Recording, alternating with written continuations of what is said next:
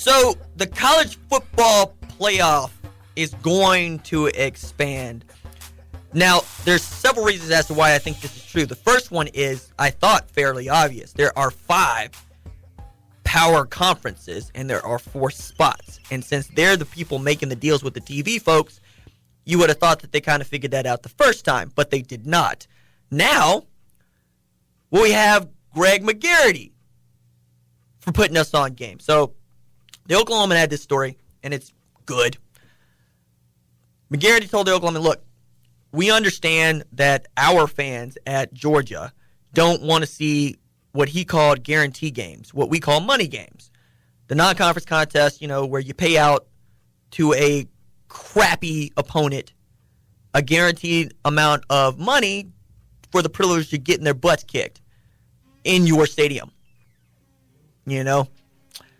So I'm thinking about South Dakota with Oklahoma. I'm thinking about Western Carolina with Oklahoma, and I'm thinking about Savannah State with Oklahoma State, among others. Not fond of the Missouri State schedule either. But McGarity claimed that scheduling the cupcakes is necessary because he claimed other big-time programs don't want to play a Power 5 team every week, which I think is Cool Whip, which rhymes with bull and spit. You see where I'm going with this? Okay.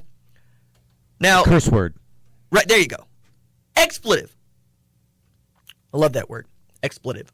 A couple years from now, he's talking about you're going to be playing 11 out of 12 Power 5 teams on your schedule. And he said, in quotes, we're kind of anticipating the growth from 4 to 8.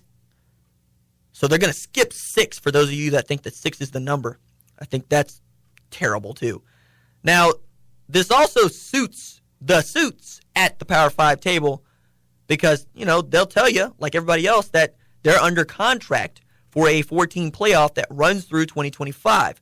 And what I find interesting about this is that ESPN, who basically runs this part of the deal, says, look, we'll renegotiate with you. It's fine. We like having people watch college football. We are in the college football business. If you guys think that it's good, let's start by renegotiating terms, to which the folks running the college football playoff are like, no, that's not what we're saying. We're going to play this out.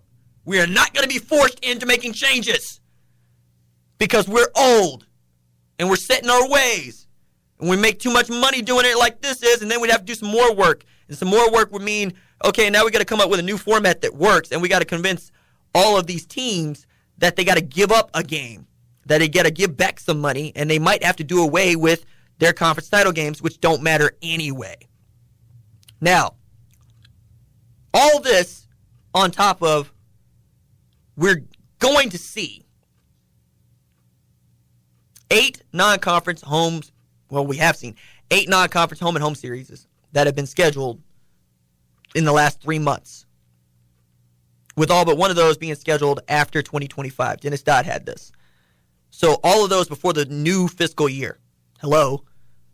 Add this to the dude who said that traditional powers being added to his slate was not about him wanting to, get prepared for the inevitable, and then said it was. So like in December, McGarity says, no, I don't want to see the college football playoff expanded. I want to see it right where it is. Then months later, it's like, no, we're preparing for the college football playoff to expand. Look, man, I understand that you want to keep it Don Corleone because never tell anybody outside the family what you're thinking. But know that when you do, and we catch you in a lie, we will never forget it. Because you don't talk about the family outside the family. And yet that seems to be all these athletic directors are doing. To which they're going, nah, believe me when I say to you, no, I can't believe anything you're saying to me, man. I can only believe if it makes you money, you're going to do it.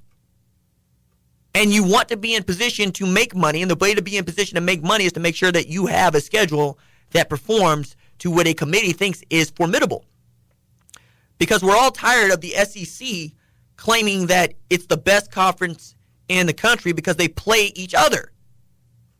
You look at Alabama's schedule and you see one mid-level non-conference game and a bunch of cupcakes and SEC teams.